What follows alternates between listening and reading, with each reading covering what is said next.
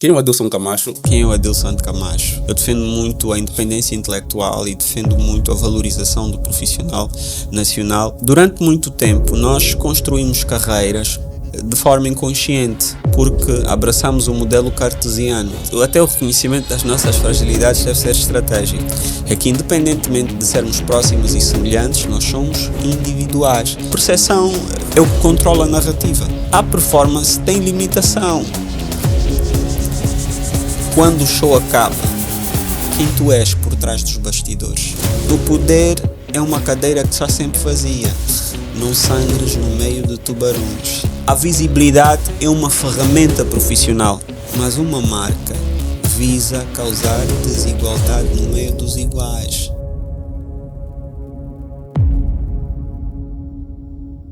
Bom dia, pessoal. Sejam todos bem-vindos a mais um episódio do podcast Referências. Adilson Camacho é uma referência quando o assunto é construir uma trajetória sólida, coerente e inspiradora. Alguém que transforma uma experiência em propósito e presença em influência. E é o nosso convidado de hoje para falarmos sobre a importância da marca pessoal no contexto do mercado de trabalho, no contexto do mercado de trabalho atual. Adilson, bom dia. Mais uma vez, seja bem-vindo ao podcast Referências. Tu és daqueles convidados que, convenhamos, temos que dizer dispensa apresentações, mas normalmente nós temos cá uma sequência de 4 perguntas, que são perguntas cor do podcast de referências. Quem é o Adilson Camacho? Qual é o contexto em que foste criado? O que é que te moldou para seres quem tu és hoje? E por que razões as pessoas deveriam estar cá conosco durante aproximadamente 1 hora para acompanhar a nossa conversa? Quem é o Adilson Camacho? Um profissional de comunicação, tecnologia, gestão de projetos. Eu começo com profissão por ser referência, o nome e pelo mote que leva a conversa, mas primariamente sou humano, casado com uma linda mulher que muito amo. É importante dizer, outro dia estávamos a pensar mudar a bio, né? Porque é comum, casado com, pai de, na bio do Instagram, mas é muito importante e mais lá para frente vamos falar disso, é importante apresentar as coisas que nós valorizamos. Então trabalho, a minha família, a minha mulher são coisas muito importantes relativamente ao contexto em que fui criado. Eu fui essencialmente criado por mulheres, cresci com as minhas tias, com bastante amor, bastante acompanhamento também, e foi para mim bom ter nascido na família em que eu nasci. E acredito que a soma ou a combinação de todas estas variáveis, naturalmente ao longo da vida, transformaram-me no ser humano que sou hoje. Por que é que deviam aqui estar? Porque é uma plataforma que traz ao de cima o capital humano nacional e é uma das teses, é o meu métier essencialmente. Eu defendo muito a independência intelectual e defendo muito a valorização do profissional nacional e esta plataforma abraça em grande medida esta iniciativa, este projeto, vamos assim chamar, porque é precisamente isso que todos andamos a fazer, independentemente de quando nos posicionamos para falar, tenhamos objetivos comerciais, financeiros, nós estamos a dizer para o mundo que existem aqui também profissionais com este calibre, com esta qualidade e com esta potência e que se devia prestar atenção a isso também. E pelo que li, pelo que vi do podcast Referências, é um espaço interessante para se conseguir perceber a jornada de pessoas que outros profissionais enxergam valor e de alguma forma entendam como bússola ou trilho a seguir. Ok. A importância da marca pessoal no mercado de trabalho atual. Muitos profissionais constroem primeiro ou projetam a imagem do que querem ser e só posteriormente tentam descobrir quem essas pessoas são. É como se fosse, por exemplo, um líder que se posiciona como um líder inspirador, mas efetivamente não sabe o que inspira. Até que ponto a falta de autoconhecimento não pode simplesmente significar uma arquitetura estética de marca pessoal exposto ao esvaziamento de propósito? Eu gosto muito da pergunta que faz porque, como disse, é uma pergunta bem feita do dever de casa. A questão do arquétipo, a questão da construção e da percepção, como coloca, o autoconhecimento joga um papel preponderante. Mas vamos contextualizar a nossa realidade. É relativamente novo falar de marca como tal, mas o mas o termo, o nome, honra, nome, já existiram e por si só combinam tudo isso que a marca cientificamente atualmente vem explicar. Durante muito tempo nós construímos carreiras de forma inconsciente, porque abraçamos o modelo cartesiano, em que eram as organizações a decidir o crescimento, o formato da jornada profissional do indivíduo, ou seja, há um qualificador que vai determinar que em X anos eu vou fazer a tarefa de técnico, caso eu consiga alcançar as metas, cumprir com os OKRs, ter aí os KPIs bem bonitos, a organização escala a minha posição, mas eu cresço dentro de uma estrutura.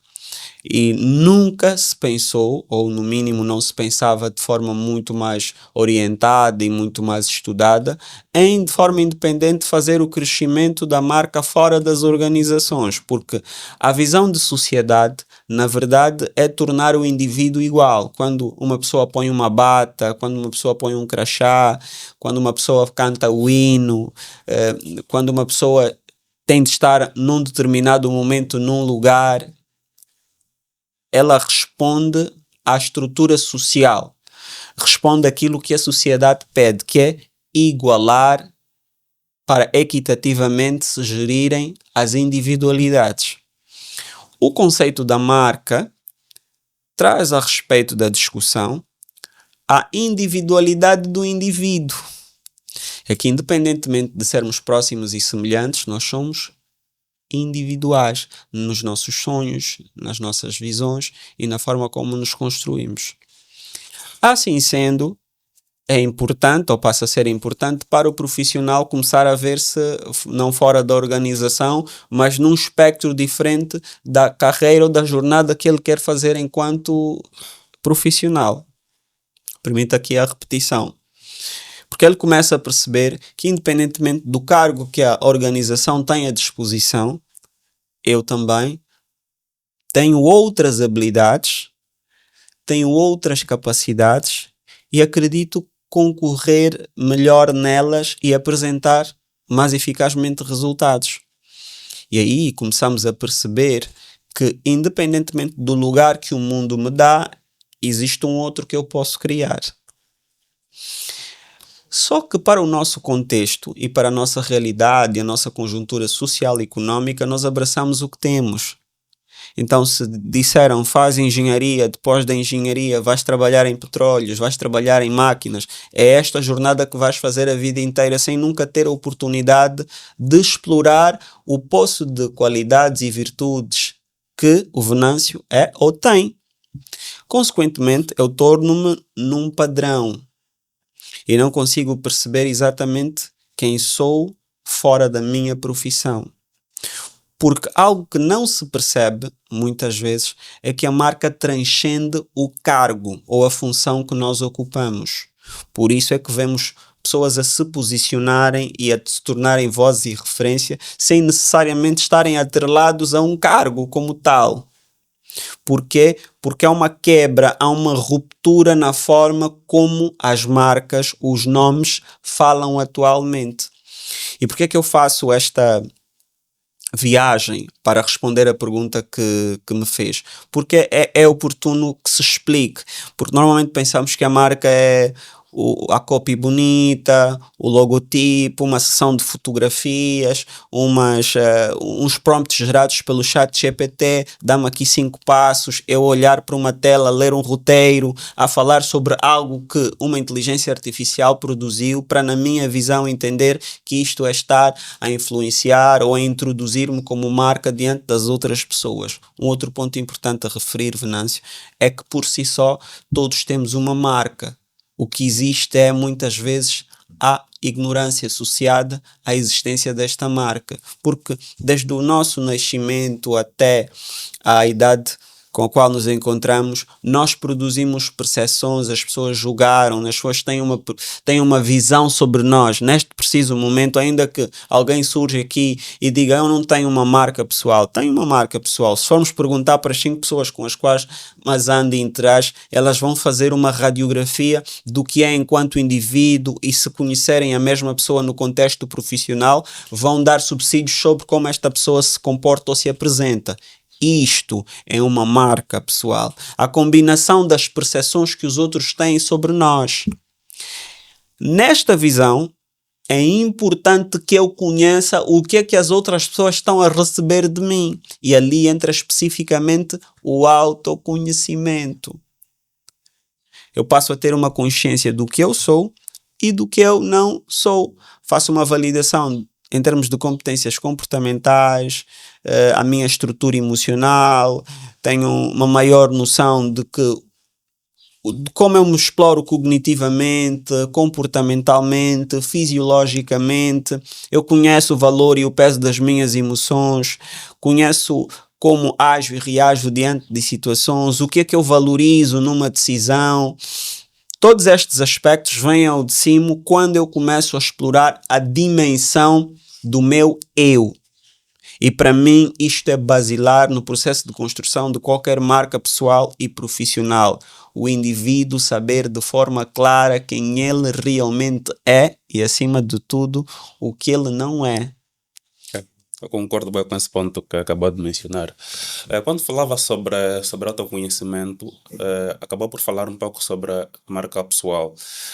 Como distinguir uma marca pessoal performática de uma marca pessoal autêntica?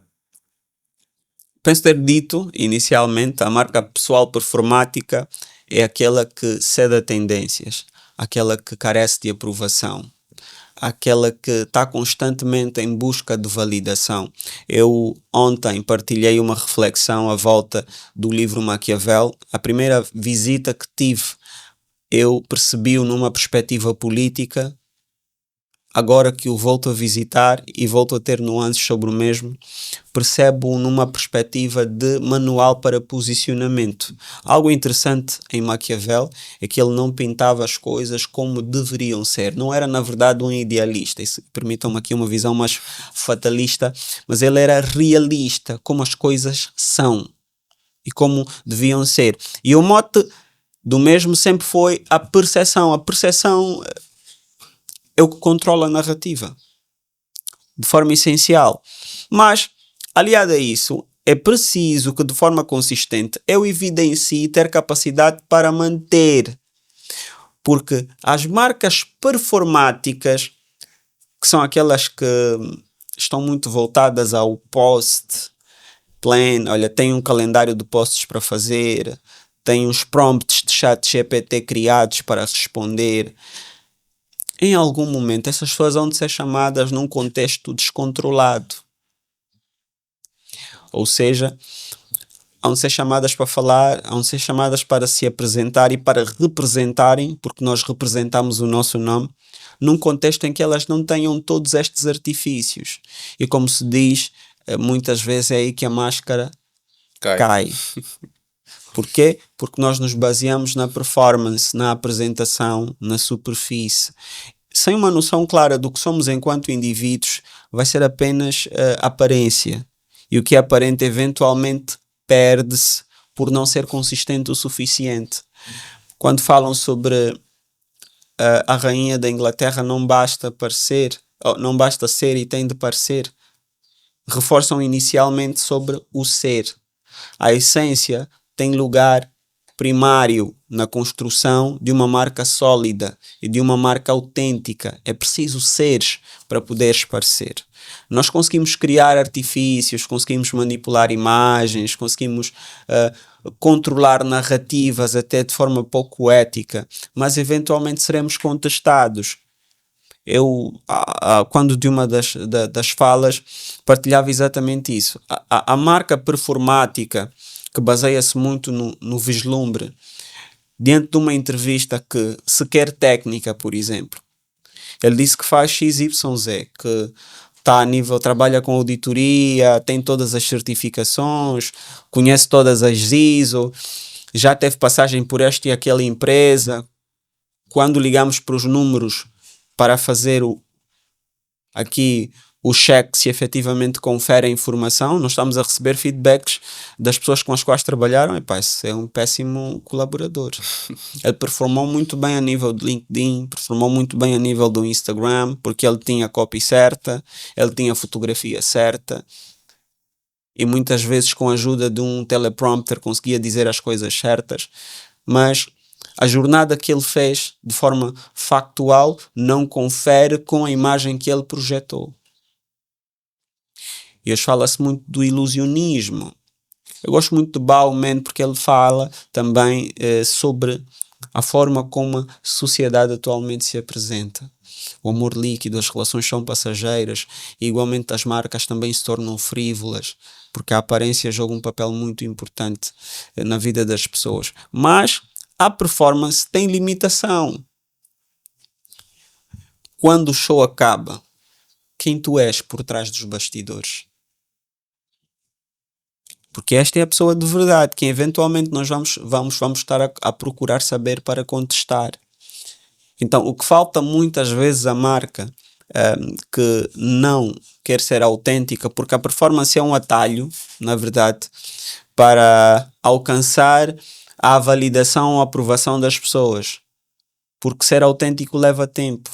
É preciso construção, é preciso autoconhecimento, é preciso dedicação, é preciso estudo. Eu exploro muito a componente da desonestidade intelectual, em que temos muitos profissionais a afirmarem ser o que não são, mas depois, quando confrontados, eles apresentam um resultado contrário ao que inicialmente enunciaram. Eu tinha já a impressão que era outra coisa. Porque há de haver um momento em que não vai ser performance. Há de ser o indivíduo puro e duro. E como disse, é ali onde a máscara cai. Precisamente. Falou sobre autenticidade. Nos últimos tempos temos ouvido muito o discurso de que é importante que líderes saibam reconhecer as próprias vulnerabilidades para quem os mesmos lideram. Reconhecer as próprias vulnerabilidades pode parecer arriscado, bem como também pode ser um gesto de coragem e autenticidade. Mas até que ponto o reconhecimento das próprias vulnerabilidades pode servir de reconhecimento consciente das fragilidades e pode servir de autoridade para as pessoas que lideramos, no caso, até que ponto seria apenas mostrar fragilidades para quem não deveríamos mostrar? Até o reconhecimento das nossas fragilidades deve ser estratégico. Okay. Ou seja, a figura do líder é uma figura que reúne vários elementos que, quando estes se encontram desalinhados, isso há de se refletir na equipa e no resto da empresa.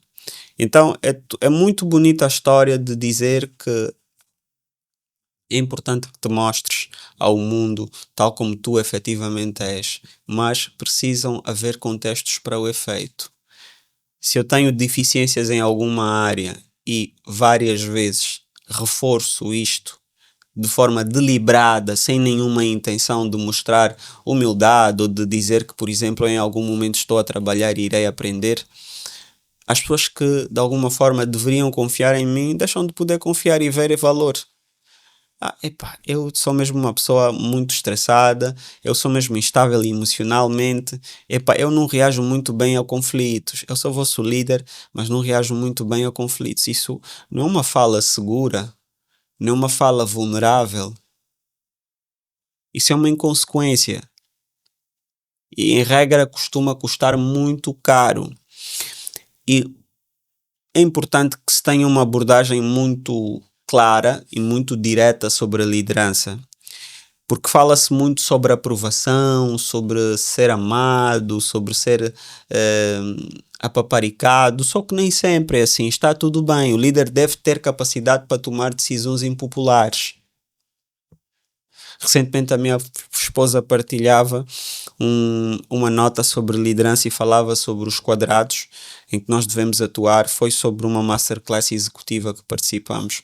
E ela explorava o campo do posicionamento do líder na perspectiva de que existem decisões que podem ser tomadas por outras pessoas, mas existem aquelas decisões que cabem única e exclusivamente, e estas são de caráter irreversível, ao líder. E ele não se pode compadecer com a ideia de que ele não está muito capaz, porque às vezes nós vendemos essa ideia e achamos que é positivo, mas isso não está aqui a reforçar a ideia de termos uma máscara ou termos uma capa a ponto de negar quando estamos errados, porque é legítimo o líder, por exemplo, chegar e dizer: olha, falhamos enquanto equipa, eu devia ter, por exemplo, ponderado a decisão do fulano. Mas há aí um sustento na vulnerabilidade exposta ou apresentada. Porque o poder é uma cadeira que está sempre vazia. E nós às vezes perdemos de vista isso. A posição que ocupas neste preciso momento, alguém quer ocupar. E se não fazes valer o teu posicionamento, vendendo a falsa ideia de que é bom te mostrares frágil, é bom te mostrares vulnerável, sem nenhuma estratégia associada a isso, as pessoas te vão faltar respeito, as pessoas vão passar por ti, e é importante que se fale de forma muito clara, e às vezes temos sempre um falso moralismo quando falamos de liderança, que é muito perigoso, É importante dizer que nem sempre hão de haver aplausos. Então, muitas vezes vendemos a ideia de ser vulneráveis para termos o apoio, para sermos acolhidos pelas outras pessoas. Mas esquecemos que estamos aí naquela posição a ocupar aquele lugar porque foi-nos conferida uma missão. Dar-me responsabilidade. Precisamente. Há uma frase que eu gosto muito. Pode ter um teor diverso ou ambíguo na forma como se percebe. Ela diz o seguinte: quando os filhos choram em casa, está tudo bem. Quando a mãe chora, preocupa. Quando o pai chora, é grave. Eu percebo que, por isso disse que pode ter várias percepções ou vários entendimentos, mas tem uma que faz uma outra ligação. Quando o mais forte treme, abala todo o reino. As posições de liderança são posições de confiança. Então, eu posso ter a intenção, eu posso ter a pretensão de me mostrar sensível, de me mostrar acessível, mas se eu exploro demais o campo da fragilidade e apresento como minha marca, eu terei tudo menos respeito, terei tudo menos confiança. É só olhar para as nações que se entendem como as do primeiro mundo, a forma como elas se posicionam. Existem fragilidades a nível do sistema econômico, a nível do sistema social. Mas diante de uma guerra, diante de um armistício, eles se apresentam como uma nação que tem armamentos, que é capaz de defender. Ou seja, eu tenho de ter capacidade de confiar no meu líder. Eu sei que ele vai tomar decisões. Se no mais importante ele peca porque ele entende que eu sou muito inseguro a tomar decisões, ele está a deixar de fazer a função mais crítica que um líder tem: tomar decisões. Então, explorar o campo da fragilidade é interessante, é vital, humaniza e aproxima as pessoas, mas não a ponto de nos tornar um reino sem muralhas. Essa última parte serviu de lição.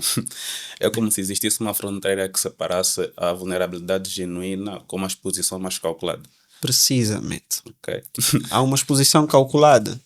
E eu gosto do termo da exposição calculada porque sob que contexto eu choro diante do público? Claro que as emoções podem atingir vários picos em algum momento, eu posso perder o controle das mesmas e posso evidenciar um lado mais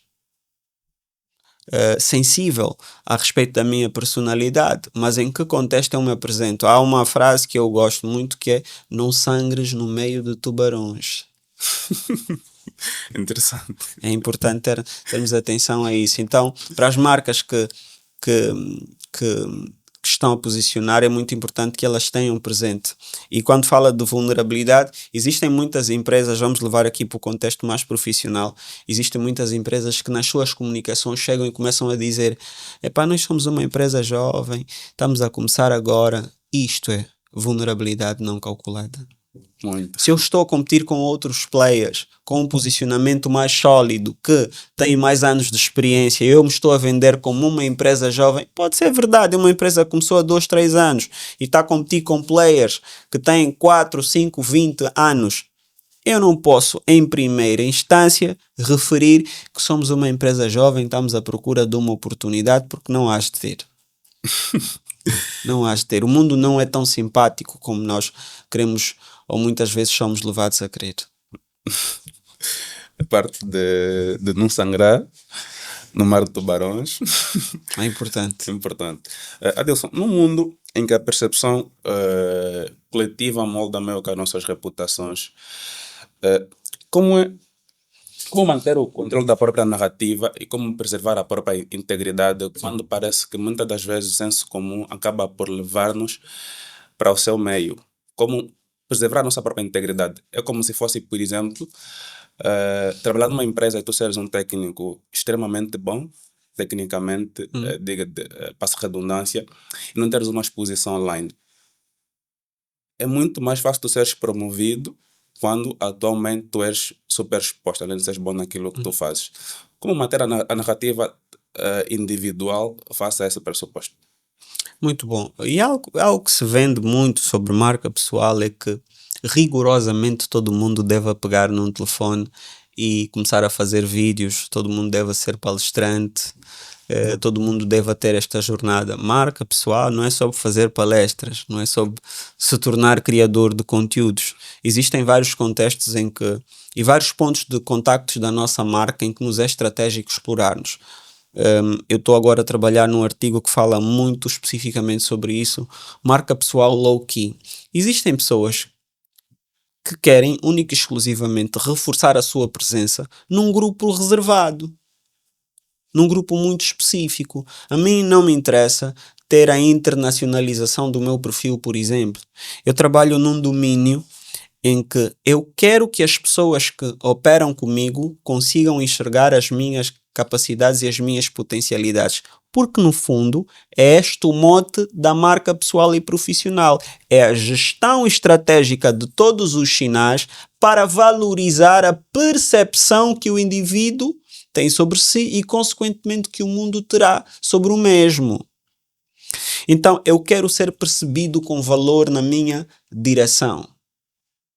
Eu não tenho de necessariamente postar no Facebook para evidenciar qualidade. O que eu tenho é desenvolver uma estratégia, conhecer o mapa de influência da minha organização, me tornar mais técnico, por exemplo, começar a desenvolver notas de inteligência emocional, aprimorar a minha comunicação, fazer parte dos eventos da empresa, melhorar o meu LinkedIn, valorizar outras formações que possam ser estratégicas e relevantes para a área em que eu atuo. Todas estas ações não recaem necessariamente para as redes sociais, mas operam num espectro de atuação onde a marca tem maior presença. Se eu quero amplificar a minha mensagem, eu quero que mais pessoas tomem nota da qualidade profissional que eu tenho, eu vou criar um Facebook, um Instagram, eu vou recorrer a outras plataformas digitais e vou criar um plano de postagem, vou definir qual é o nicho em que eu vou atuar e vou trabalhar consistentemente naquilo porque eu me quero tornar uma referência ou uma autoridade. Mas se eu estou num outro contexto, por exemplo, um juiz que não se interessa que o seu rosto seja conhecido. Eu falo de juiz porque o marketing jurídico tem aqui balizas muito sólidas e muito fortes à volta da exposição do profissional ou do operador de direito. Eles têm as balizas muito firmes em relação a isso e não abraça muito a ideia do mercantilismo, da venda. Porque é mesmo importante desconstruir estas narrativas erradas, porque depois se cria conteúdo rage bait à volta de todo mundo hoje quer aparecer, todo mundo quer se explicar. É uma consequência natural da época, é um fenómeno que reflete um pouco a consciência dos tempos, mas também deve-se aqui entender que nem todo mundo precisa efetivamente estar exposto no formato digital para reforçar a sua presença enquanto marca ou referência. Há pessoas que nós conhecemos que não têm, por exemplo, o Facebook, mas têm uma marca muito forte. Toda a empresa de ponta a ponta conhece, ele tem uma marca forte, tem uma marca pessoal forte, mas não tem Facebook, por exemplo. Ele não acorda de manhã e posta uma frase motivacional, tens de focar, mas é aquela pessoa que trabalhou contigo 2, 3 anos naquele contexto, as percepções que ele projetou sobre ti provocaram uma boa visão, uma boa noção deste indivíduo. Naquele contexto, ele é uma marca pessoal e profissional forte. Para cálculos, KPIs, OKRs, definição de metas estratégicas, a melhor pessoa que temos dentro da organização é o Venâncio. 10 departamentos a concorrerem com a mesma definição sobre ti, a terem a mesma percepção. Isto, no contexto corporativo daquela organização, é uma marca pessoal forte. Há pessoas que lhes interessa crescer dentro da organização. Mas o que acontece, e é importante aqui ser esclarecido, é que as outras ferramentas potenciam ou maximizam as chances de tu seres percebido com valor. Porque muitas vezes o reconhecimento começa de fora para dentro. Vocês têm um grande profissional, está com vocês, porque muitas vezes dentro da organização ele não performa essa dimensão. O que ele deve fazer é canalizar toda essa visão, toda esta força, todo este foco, toda esta energia para dentro da organização, também oferecer ao mesmo pé de igualdade e mesmo nível de entrega o serviço que ele faz chegar aos seus colegas, aos profissionais ou aos clientes. Mas é vital perceber que marca pessoal não se faz apenas na internet. Ainda sobre reputação, Adilson, tu acreditas que atualmente a reputação está a substituir o currículo formal? De todo. Acredito que a reputação substitui o currículo formal de todo. Porque é que eu alinho muito com essa ideia? Permita-me, por favor, eu não te vou roubar as notas. A última folha que não tiveres a escrever. É um pedaço de papel que diz algumas coisas sobre mim. Não é suficiente para me definir enquanto profissional. O que vai acontecer é que eu vou ligar para as pessoas que trabalharam consigo. O que vai acontecer é que eu vou entrar para as tuas redes sociais para tentar perceber o que é que tu publicas, o que é que tu valorizas, como é que tu falas e o que é que dás primazia. O que vai acontecer é que eu vou olhar para ti na sessão da entrevista e vou fazer questões para explorar para além do campo profissional, o campo emocional, e todos estes detalhes transcendem o que está aqui. Penso que agora não existem muitos, mas isto qualquer cyber consegue fazer, né? Para o cyber, falo com o moço do cyber, olha, faz-me aí um currículo, modelo Europass, põe todos os cursos que eu fiz. Tá bem, este é o papel. E na prova? Em sede da entrevista, o que é que eu evidencio, o que é que eu entrego? O que é que as pessoas à minha volta dizem sobre mim? O meu CV deve ser uma combinação entre as minhas qualidades técnicas, as minhas qualidades comportamentais ou competências comportamentais, a comunicação, o meu networking e os meus resultados. Tudo isso há de concorrer na minha reputação. Como é que o mundo, fora da empresa que me quer contratar, me percepciona? Algo que nós não sabemos e às vezes ignoramos ou fingimos não saber é que todos estes diretores de recursos humanos ao final de semana estão a tomar um café, estão a conversar. E o nome do Venâncio está na mesa. O que é que tu achas sobre o Venâncio? Aquela é a tua reputação. Aquilo não é o teu CV, um pedaço de papel. É a tua reputação, é o teu nome a ser discutido na tua ausência. A tua maior preocupação, ao invés de ser um currículo bonito, é o que estás a construir. O que é que estará a ser dito sobre mim naquela conversa? esta deve ser a minha genuína preocupação. Então, a reputação é superior ao currículo formalmente outrora vendido. Aqui tens a tua folha. Obrigado. O valor profissional atualmente não tem se medido simplesmente pela meritocracia, mas sim sobre a nossa capacidade de poder gerar valor às outras pessoas. Tu achas que a meritocracia clássica, como convencionalmente nós conhecemos, está a ser substituída por uma meritocracia de visibilidade? Face à atual exposição que nós temos ao meio digital. Eu gosto dessa pergunta porque toca em dois aspectos importantes. Ele traz ao de cima um problema que se pensa ser apenas nosso. Fala-se muito do favoritismo e do nepotismo e agimos como se fosse este lugar no mundo a ter estas manifestações sociais em que eu escolho a pessoa mais próxima a mim e que entendo ter mais competências para ocupar o lugar. Eu escolho a pessoa que aparece mais porque me vende a ideia de ser a pessoa que tem mais resultados.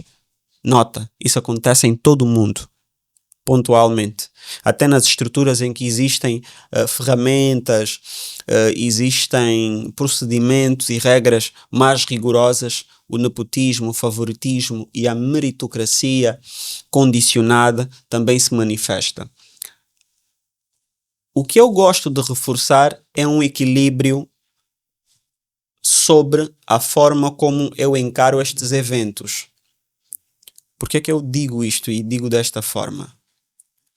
Se estar exposto quando eu já sou competente confere mais valências, então eu estou a aliar a meritocracia à visibilidade, porque é um trinômio muito importante a ser percebido nesta conversa que estamos aqui a ter. Minha esposa explora no livro Networking. Não basta ser bom, tem de estar visível e tem de ser consistente. Porque existem indivíduos muito bons, mas não estão visíveis e não são consistentes. Existem indivíduos consistentes que não estão visíveis, mas também não são muito bons. Então, se eu combino esse trinômio de ser alguém bom enquanto profissional, ser consistente e estar visível, eu garanto que, por mérito, hei de conseguir aliar da visibilidade que eu tenho. O que eu acho pouco sensato é endemonizar certas coisas sem termos um conhecimento muito claro sobre as mesmas. Então, se eu sou bom em alguma área, o Venâncio é muito bom e está todos os dias a fazer vídeos sobre o assunto, a apresentar resultados, e o Venâncio é escolhido para ocupar uma determinada posição com base no conjunto de sinais que emitiu de forma consistente, porque o Venâncio é bom, foi consistente e se mostrou visível, eu vou assumir que é pouco ético porque existem outras 3.000 pessoas, mas eu não conheço as 3.000 pessoas. Eu não tenho acesso às 3.000 pessoas. Eu tenho acesso ao Venâncio, a pessoa que está aqui à frente. E algo que me preocupa nas narrativas que se criam a combater outros profissionais que se posicionam e começam a falar é o fato de que normalmente estas pessoas são as mais medrosas. Sabes porquê? Outro dia conversava com alguém e ele começou com a conversa de que agora todo mundo está a falar, até pessoas que não estão preparadas. Ele disse, olha, tu tens 2 mestrados, estás a terminar o doutoramento. Não era bom ligares uma câmera e começares a falar para corrigir todas essas pessoas que estão a falar errado? Nós, diferente dos outros lugares do mundo, nós precisamos que outras pessoas falem. O nosso mercado não está saturado. Está a ver o profissional que está fechado no escritório e fica assim a ver o vídeo do outro, o Venâncio faz um podcast, esse também fala muito e não sei o quê. Tu que falas bem, sabes sobre o assunto, tens o mestrado, tens a pós-graduação, tens o doutoramento e até agregarias mais ao debate, por que é que não fazes exatamente o mesmo? Percebes? O mundo não é das pessoas que se queixam. Então, eu posso estar na minha casa, no meu telefone, a reclamar, olha, mais um que está a falar. Faz também. Mostra o que está errado, explica. Apresenta, evidencia. O contraste enriquece o debate. É necessário que as opiniões diverjam para que se evolua e se chegue a um ponto. Então, eu não posso merecer menos porque apareço e muitos outros aparecem. Se eu efetivamente entrego resultados. É um falso dilema que se cria, é um falso problema. A visibilidade é uma ferramenta profissional. Eu não tenho como decidir sobre ti se eu não te conheço. Se eu não vi o que é que tu fizeste, se eu não vi por onde tu andaste, se eu não alcancei os teus resultados, se ninguém referenciou-me a teu respeito.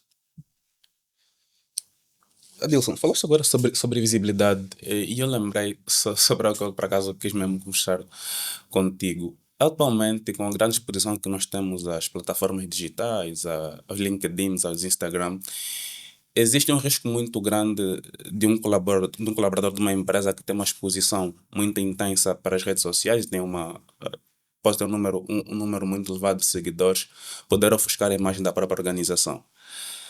Como coexistir o eu individual, como o eu que representa a própria empresa, no meio em que parece que a nossa própria imagem ofusca a imagem da própria empresa que nós representamos? Pronto, eu não diria ofuscar. Se eu for o patrão, se eu for o CEO ou responsável da empresa, isso é publicidade gratuita. Employee branding. Quando as outras pessoas, no caso, os colaboradores, vendem a imagem da empresa. Como é que olhas para os clubes de futebol? Olha, Ronaldo assinou mais uma temporada para o Real Madrid. Não que seja verdade, mas pronto. Assinou mais uma temporada para o Real Madrid. Todas as atenções pela estrutura que o nome representa vão estar voltadas ao clube nesse preciso momento. Aconteceu quando mesmo mudou de liga e foi para a Árabe, penso. Todas as atenções, todos os canais televisivos, também aconteceu com o Messi. Prontos, todas as atenções passam a estar voltadas para aquela liga, para aquele campeonato. O mesmo acontece com as organizações. Cabe à organização tirar proveito do posicionamento que o colaborador eventualmente tem. Quando dizem, olha, nós estamos com os melhores, porque os melhores embaixadores são os colaboradores. Os melhores embaixadores do negócio são os colaboradores. A forma como alguém que faz parte de uma organização fala da sua empresa diz muito sobre a liderança, diz muito sobre a qualidade de trabalho. Hoje temos muitas empresas Great Place to Work, mas isso é produto de inquéritos internos e de vários colaboradores a concordarem que efetivamente aquela organização reúne os requisitos para ser entendida como Great Place to Work. Então, se eu tenho um colaborador que tem esta visibilidade estratégica, se calhar não pensava já em que necessariamente a imagem estaria a ser ofuscada, mas que pudesse ser reconduzida para também reforçar a marca da própria organização. Em marketing temos algo que chamamos de co-branding, que é normalmente a joint venture de duas marcas que passam a coexistir, em que uma faz transferência de valores para a outra. Nós temos a Nike com a Apple, muitas vezes. Vemos outras marcas como a Gucci com a Fiat. Prontos. Quando as marcas cruzam-se, na verdade é para reforçarem de forma independente o que uma tem a oferecer para o mundo e combinam valores. No caso, uma marca enquanto empresa e uma marca individual, quando combinadas, podem ter um resultado positivo e um resultado muito bom. Então, a nível do que se estuda à volta de endomarketing, à volta de employee branding, as empresas que tenham, nesta altura, colaboradores com um certo nível de exposição, deviam capitalizar esta influência que o colaborador tem para dar vazão a outros projetos que eventualmente as mesmas tenham. Isto acontece quando a imagem do próprio colaborador, quando o faz, está associada diretamente à própria empresa, ou quando a intenção do colaborador em si é fazer uma promoção da própria marca que representa. Mas quando acontece o contrário, quando não é o colaborador a falar pela empresa, mas sim a fazer a sua autopromoção, está vinculado a uma organização, fala sobre si, defende ideias. Como saber separar ou como coexistir num ambiente em que ele tem que falar sobre si, mas ainda assim representa uma marca? Muito bom. Eu gosto muito dessa colocação porque recai sempre para administradores, não é? No caso, eu sou administrador de um banco e digo que não acreditem muito em depositar o dinheiro no banco, porque é uma opinião pessoal. E nós temos opiniões pessoais. Só que em algum momento, aquela marca pessoal, que acaba por ter exposição por conta do cargo que lhe é atrelado, deverá responder pelas suas falas e, consequentemente, pela organização. Quando falamos de um profissional, por exemplo, que pertence de um profissional, de qualquer outro indivíduo que pertence a um grupo específico.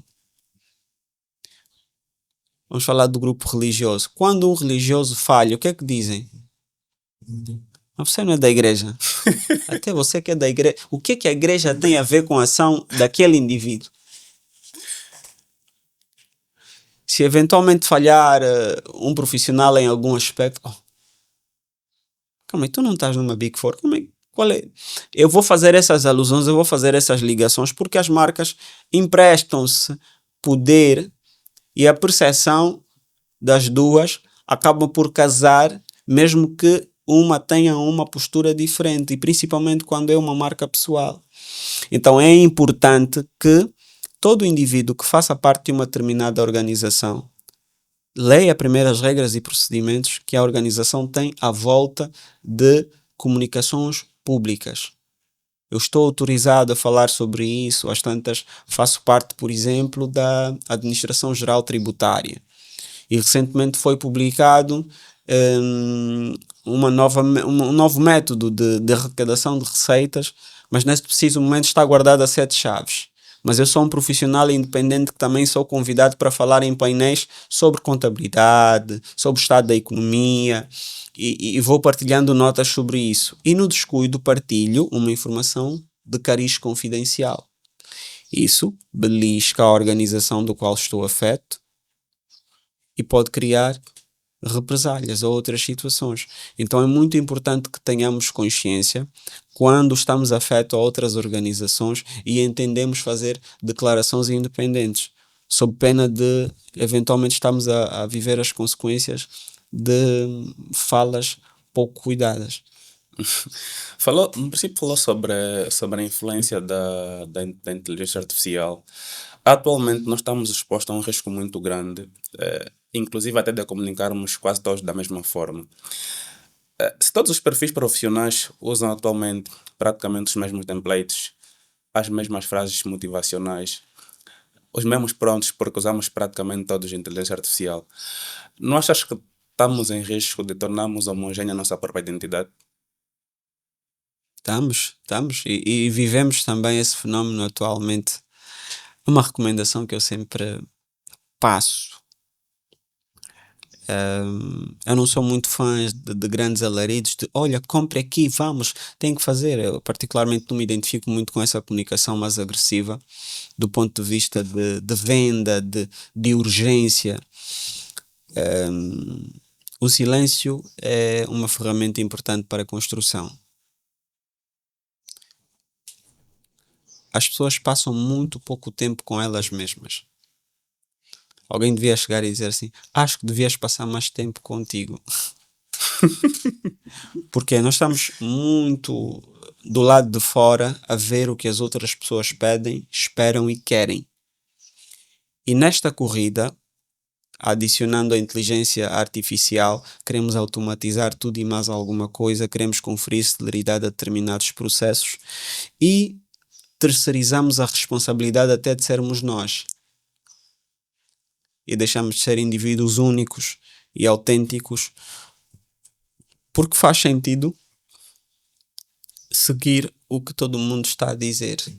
Mas uma marca visa causar desigualdade no meio dos iguais. Isso foi interessante. Tem essa particularidade. Então uma marca que chega e se iguala a todas as outras não é efetivamente uma marca. Porque marcas marcam. Se Se eu estou a ser igual aos outros, o que é que eu estou efetivamente a fazer? Então, o tempo de maturação, o silêncio, a meditação, e quando eu falo neste sentido, eu falo mais concretamente do profissional tirar um tempo para reavaliar o que é que ele quer ser diante do mercado. Quando fazemos um benchmarking, quando fazemos a avaliação do que o mercado está a oferecer atualmente, nós estamos, na verdade, a explorar as deficiências existentes e quais os gaps nós podemos preencher. Então, muitas vezes não é esse olhar, e o mais fácil a fazer é o que está tendencialmente a ser aceito. Ok, todo mundo faz o vídeo nesse formato, vou fazer nesse formato. Todo mundo começa com este ângulo e depois passa para aqui. Pronto, pode ser uma forma interessante de o algoritmo perceber valor no conteúdo e conseguir viralizar, mas concorrentemente há de ser uma forma rápida de apagar a marca e colocar na posição de todas as outras. Uma nota que eu gosto muito de partilhar, e aqui a fechar a nossa fala, é que a excelência nunca é ignorada. A única forma de te diferenciares de todas as outras pessoas que fazem exatamente o que tu estás a fazer é tu seres muito bom. 2, 3, 4 vezes melhor do que os outros estão a fazer. E não se consegue fazendo exatamente o que os outros estão a fazer. É preciso treinar mais horas, é preciso consultar outras referências, ter outras bases, é preciso estar em outros lugares, é preciso ter um outro olhar e uma outra perspectiva sobre o mundo para se trazer uma narrativa nova e fresca.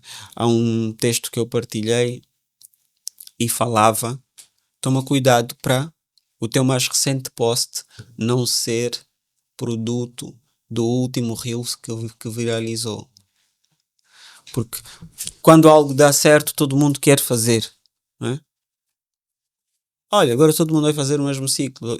E no final do dia estamos a ser igualados e estamos a ser comparados, e eventualmente não se consegue perceber critério, não se consegue perceber diferença, porque são pessoas diferentes, mas a falarem a mesma coisa. Pá, essa foi meio que para fechar. Adilson, nós estamos mesmo já próximo ao final do nosso podcast. Tem uma pergunta que particularmente eu queria fazer. De que modo considera que o alcance da sua influência tem contribuído para transformações dos jovens ou dos indivíduos no contexto geral, e qual é a marca distintiva que ambiciona deixar para as pessoas e para a nossa sociedade? Essa pergunta é curiosa. Qual é o legado da Sabe quando é que faz sentido para mim? Quando alguém que está no AMBO liga para mim e diz assim: Adilson, eu juntei o meu salário durante 3 meses e estou a vir para fazer a tua formação, estou a vir para estar contigo numa palestra. Isso reforça o senso de responsabilidade e patriótico acima de tudo. Eu faço sempre numa perspectiva humana, numa perspectiva nacionalista, porque eu quero ver melhor o próximo profissional angolano, de forma garantida. É sobre construir os nossos, torná-los mais eficazes, mais capazes para se apresentar ao mundo. Nós temos muito bons profissionais, temos pessoas com muita vontade, e toda vez que eu recebo um comentário, um like, uma ligação, alguém está a participar das nossas turmas de formação, de comunicação estratégica, oratória, marketing, gestão de projetos, eu entendo que há uma preocupação genuína com o profissional nacional angolano em evoluir. Isso reforça o meu sentido de missão e o meu comprometimento com aquilo que viemos cá fazer. Nós estamos aqui pelos outros. Eu acho que às vezes esquecemos isso. Nenhuma honra é nossa. Nenhuma honra é nossa. Então é sempre pelos outros, é sempre, como tu disseste bem, uma palavra já gasta de se usar. O ChatGPT até aprendeu a deixar o teu legado. Prontos, porque estamos todos, e atenção, ele faz leitura geográfica, não é? o que está todo mundo a pensar e a escrever, estamos todos a consultar os mesmos servidores, E o algoritmo oferece daquilo. precisamente, então acabamos todos por ter esse discurso muito próximo. Mas não é à toa que se fala de legado atualmente, porque o ser humano, há um texto que eu nunca me esqueci, eu penso ter lido na 7ª classe. O ser humano tem obsessão em perdurar. Em algum momento, mesmo depois de já aqui não estarmos, vamos querer continuar a ser lidos, a ser ouvidos, a ser falados, mas que seja bem. E o meu genuíno interesse, a minha genuína vontade, o meu genuíno intento é que se fale bem, mas muito mais do que se falar bem, que as pessoas sejam melhores. Essa foi mesmo para fechar.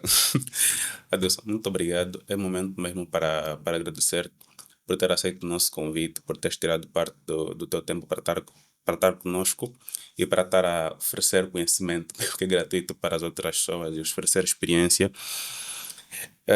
Eu acho que é notável o contributo que tens dado para Angola, não vou falar simplesmente para a juventude, porque é para o contexto geral. A maneira clara como transmites a mensagem que tu transmites, sem sombra de dúvidas, é interessante e faz todo sentido e chega para as pessoas que têm o objetivo de poder chegar. E chegou até mim, chega para mais pessoas. Então, obrigado por teres tirado o teu tempo para estar connosco. É tomo dieto. É tu mulher. Então, assim que nos acompanha, mais uma vez, obrigado por teres feito parte desse momento, acompanhar a conversa entre eu e o Adilson Camacho. Espero por si no próximo episódio. Estamos juntos.